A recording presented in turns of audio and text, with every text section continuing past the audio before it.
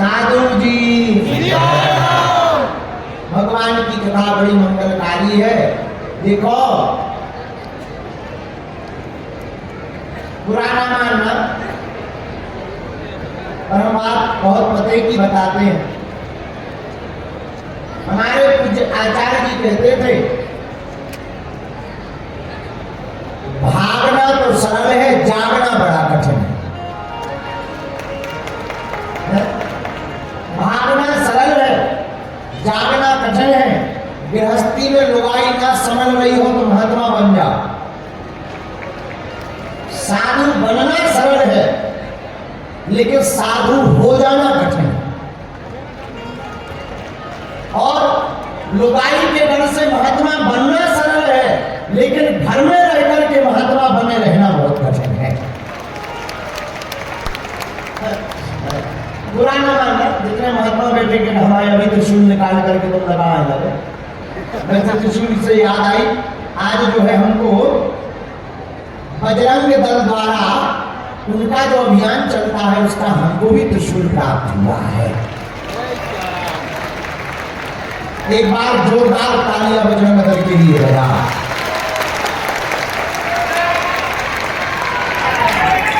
आत्मरक्षा के लिए, विषम मुक्ति के लिए और भारत को हिंदू राष्ट्र बनाने के लिए सबको पहनना चाहिए। लोग हमने भी पहन लिया है, अब हमको कथा करनी है सो बगल में रख लेंगे। हाँ, जहां कह रहे थे कोई पूरी बात सुनो, बोलो सीखा। गृहस्थी में रहकर महात्मा बनना बड़ा कठिन है।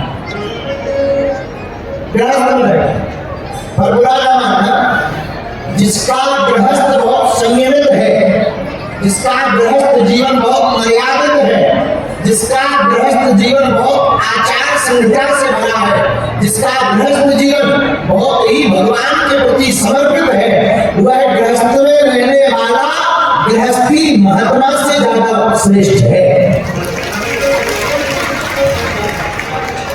क्यों? संसार के उलझनों से बचकर महात्मा बनना बहुत सरल है लेकिन घर में महात्मा बनना बहुत कठिन है। ऐसे समझो, इसको दूसरे तरीके से समझा। बाहर के लिए नेताजी बनना, बाबा जी बनना बहुत बढ़िया है लेकिन घरवाली के लिए नेताजी बनना बड़ा कठिन है।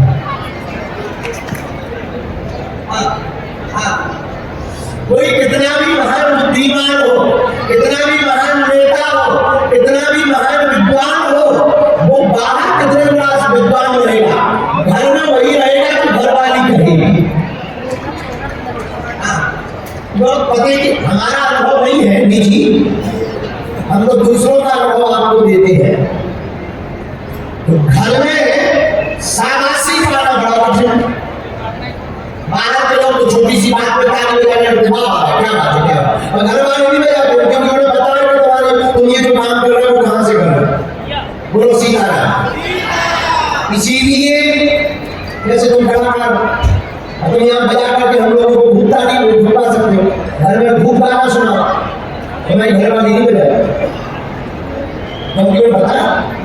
इसीलिए हम आपको विनम्रतापूर्वक हाथ जोड़कर ये कहना चाहते हैं, गृहस्थ जीवन बहुत अच्छा है, मानना चाहिए, गृहस्थ जीवन में रहना चाहिए, लेकिन मेरे पास गृहस्थ जीवन में बहुत संयमित रहना चाहिए। जो गृहस्थ जीवन को संयम के साथ जीता है उसका गृहस्थ जीवन भी मंगल होता, उसका घर भी मंदिर होता और उन दोनों पति पत्नी का मन भी मंदिर होता है। इसलिए आज की कथा का सूत्र क्या है? भागना सरल है, जागना कठिन है। भागना सरल है, जागना कठिन है। महात्मा बनना सरल है, महात्मा हो जाना कठिन है। गुरु बनना सरल है, गुरु हो जाना कठिन है। भक्त बनना सरल है, मारा डालो तुरंत लगा लो भक्त बन गए, लेकिन भक्त हो जाना कठिन है। भैया जो हो जाता है उसे फिर वस्त्रों की जरूरत नहीं पड़ती, उसका तो मन ही वस्त्र हो जाता है। इसलिए जागना, अच्छा आप बोले गुरु जी जागना क्या? जागना मतलब जागृति, समझ जाना, उस बारे में विरक्त हो जाना।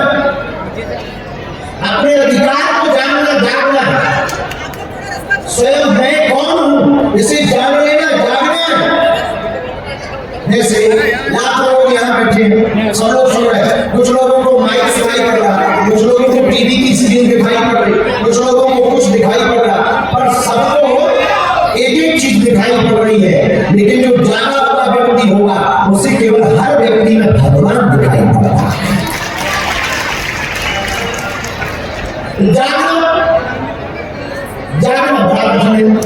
जागने का मतलब विराजमान हो जाए।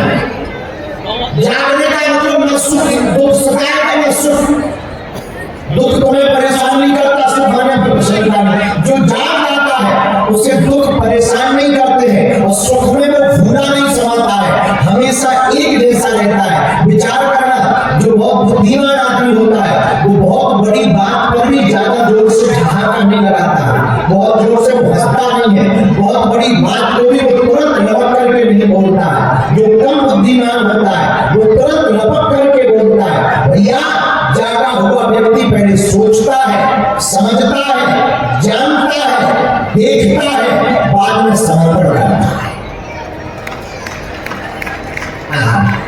संत श्री एकनाथ जी महाराज, महाराष्ट्र के महात्मा संत श्री एकनाथ जी महाराज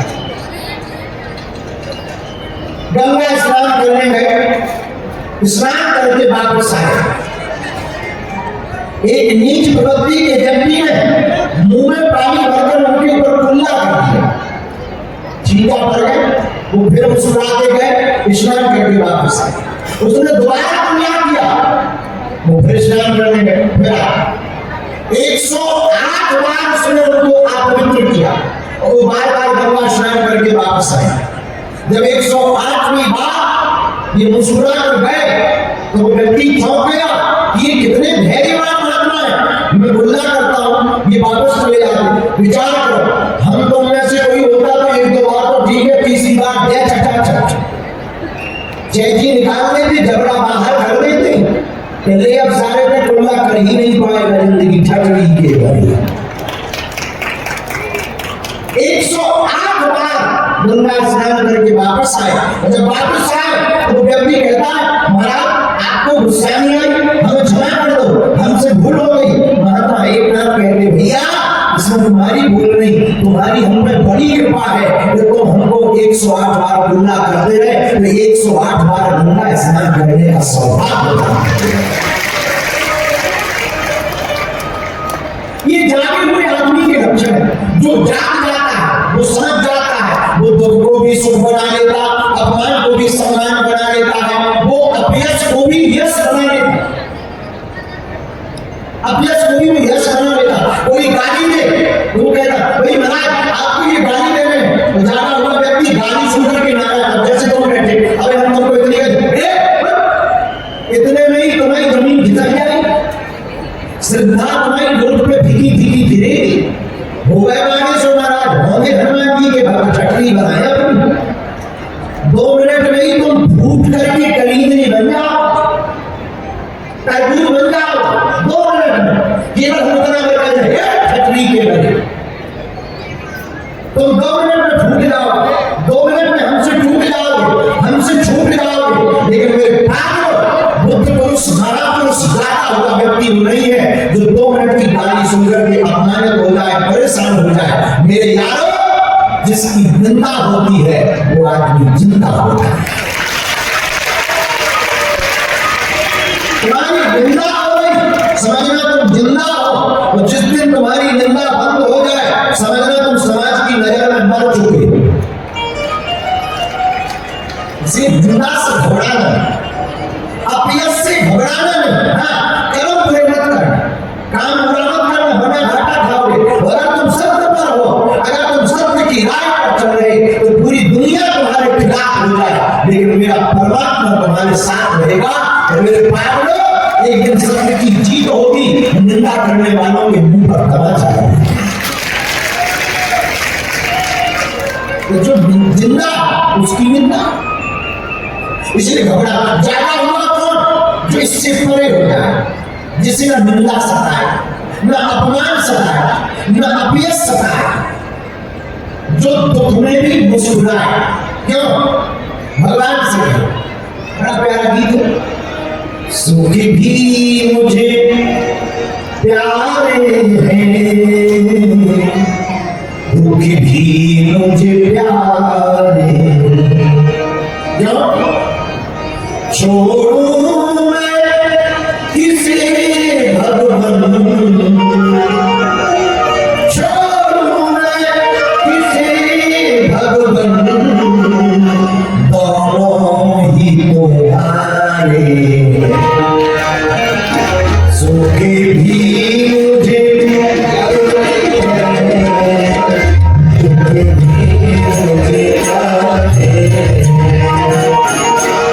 दुख भी मुझे प्यारे।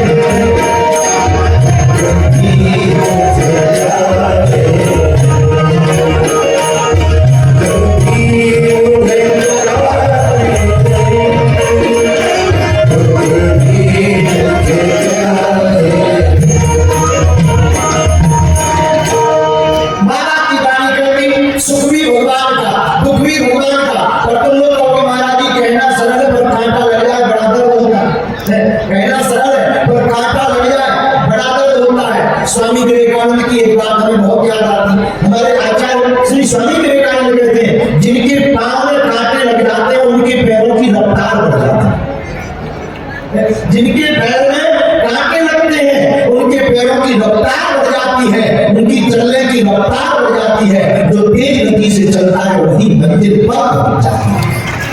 लगेंगे तो रफ्तार बढ़ेगी, रफ्तार बढ़ेगी तो जल्दी मंजिल मिलेगी। इसलिए मेरे पागलो, आज की कथा का सूत्र याद रखो। क्या भागना तो सरल है लेकिन जागना कठिन है। इसलिए आज से कथा का एक सूत्र नोट करना, हमें भागना नहीं है, हमें जागना है। क्या करना है हमें? बोलो बोलो बोलो, जोर से बोलो। लेकिन ये कहना सरल है, मानना बड़ा कठिन है। क्योंकि ये मन तत्क्षण दुखी होता, तुरंत सुखी होता। कोई अभी सम्मानीय व्यक्ति कथा में आ जाए और हम उनका नाम ना लें, वो भीतर ही भीतर ऐसे फूट पड़ते जैसे कोयला जलता है। हाँ, बड़ी आफत है। कोई माननीय सम्मानीय आ जाए कथा में और हम मस्ती में मस्त हो और उनकी तरफ देख ना पाए या बोल ना पाए, ऐसे जल जाएंगे जैसे भट्टी में कोयला जलता है।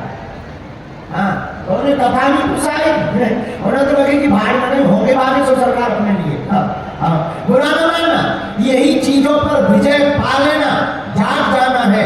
मान अपमान और सम्मान से ऊपर हो जाना, इसी का नाम जाग जाना है। मान करो तो धन्यवाद, ना करो तो धन्यवाद। हमारे पूज्य दादा गुरु जी कहते थे, न मुझे मान प्रिय है, न सम्मान प्रिय है, न अपमान प्रिय है, मुझे तो केवल हनुमान प्रिय है। बोलो सीताराम, जोर से बोलो और जोर से बोलो। भाग लो, आज के बाद हमें भागना नहीं है। क्या करना है? जागना है। सनातन के प्रति जागना, हिंदुत्व के प्रति जागना, मर्यादाओं के प्रति जागना, संस्कृत के प्रति जागना, संस्कृति के प्रति जागना, राष्ट्र माता के प्रति जागना, भारत माता के प्रति जागना, अपने विचारों के प्रति जागना, अपने जीवन के प्रति जागना, अपने अधिकारों के प्रति जागना और प्रभु को पाने के लिए भक्ति में भी हमको जागना। और जागने का उपाय क्या? दो उपाय हैं, एक ज्ञान एक ध्यान। एक ज्ञान एक ध्यान। ज्ञान कहां से मिलेगा? जिसके पास ज्ञान होगा उससे से मिलेगा? किसके पास ज्ञान है? हमें तो एक जगह मिला, जय हनुमान ज्ञान गुण सागर, जय हनुमान ज्ञान गुण सागर,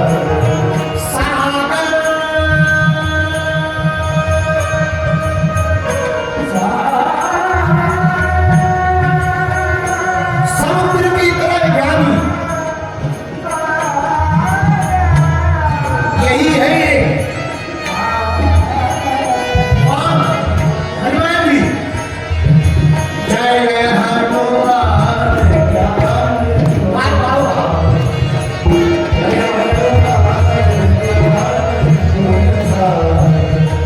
जय कपीस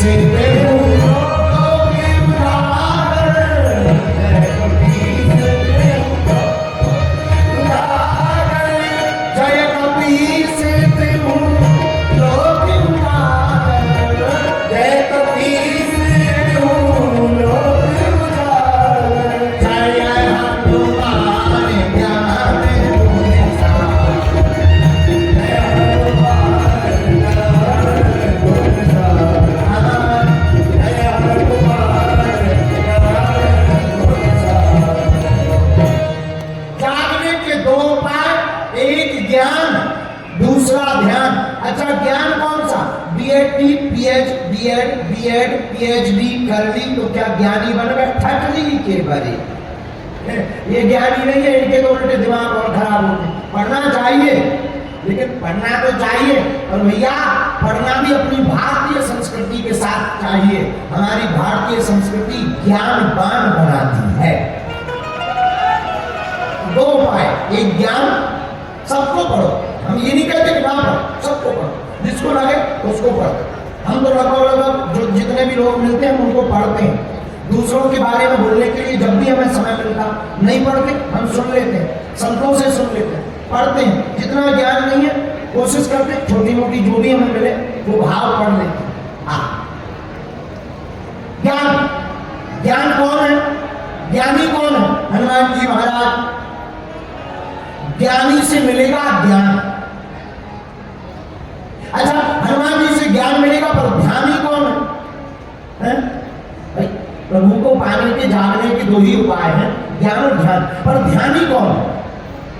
कल जिनकी कथा हमने सुनाई, कौन है ध्यानी? सबसे ज्यादा ध्यान। धन धन हे त्रिलोकीनाथ,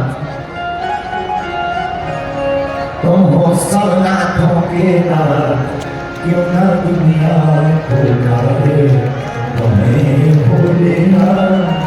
धन धन हे त्रिलोकीनाथ, तुम हो सब नाथों के नाथ, क्यों न दुनिया को गावे तुम्हें भोलेनाथ। ज्ञानी हनुमान जी है तो ध्यानी शंकर जी। सबसे ज्यादा ध्यानी कोई है? लागी समाधि सहस सतासी। उत्तर मिला, लागी समाधि सहस सतासी। तो समाधि में भोले बाबा जाते हैं, तो ध्यानी भोले बाबा है, ज्ञानी हनुमान जी हैं। और भैया अब तो ये तय हो गया, पक्का हो गया, दोनों एक ही हैं। हनुमान चालीसा में वर्णन आया है दोनों के एक होने का प्रमाण। कहां? शंकर सुमन केसरी नंदन, शंकर सुमन केसरी नंदन, तेज प्रताप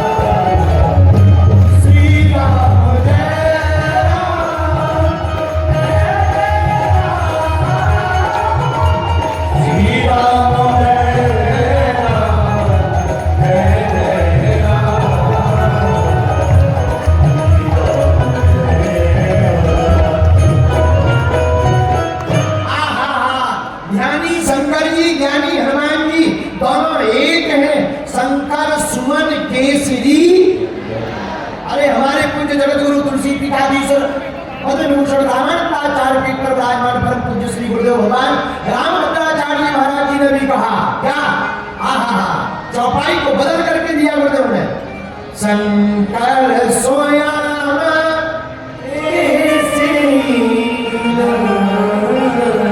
गुरु जी ने कहा शंकर सोया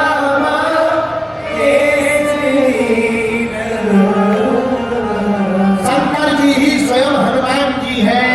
तो जागने के दो उपाय, ज्ञानी और ध्यानी। ज्ञानी हनुमान जी, ध्यानी शंकर जी, दोनों एक ही है। इसलिए मेरे भारत के लोगों और इंदौर के पागलों, एक बात गांठ बांध लो, अगर तुम्हें जागना है तो हनुमान जी की शरण पकड़ लो, तुम ज्ञानी भी हो जाओगे और ध्यानी भी हो जाओगे। अच्छा, भगवान का होने के बाद में गुरु जी क्या होता है, सींग पूछ निकलते हैं। जो भक्त बन जाता है उसकी पहचान क्या, सींग पूछ के? नहीं, जो भगवान का हो जाता है ना उसका स्वभाव बदल जाता है। गुरुजी करते क्या, गुरुजी परिस्थिति नहीं बदलते, गुरुजी तो मनस्थिति बदलते। गुरुजी क्या करते, परिस्थिति नहीं बदलते, मनस्थिति बदलते हैं। गुरुजी के पास में ऐसा आई ड्रॉप होता है कि देखने का नजरिया बदल जाता है। जो कल तक बुरा नजरिया होता है वही दुनिया में अच्छा नजरिया आने लगता है। जो दुनिया बुरी दिखाई पड़ती उसी दुनिया में जगह जगह राम जी दिखाई पड़ने लगते। बोलो सीताराम, जोर से बोलो। कैसे सब, एक महात्मा के पास इंदौर का चंकीलाल मूसा खेड़ी का गौ माता लेकर गया, गाय। उसने महात्मा को दान दी, कठिया वाले बाबा, काठिया वाले बाबा दान दी गाय चंकीलाल ने, मूसा खेड़ी वाले।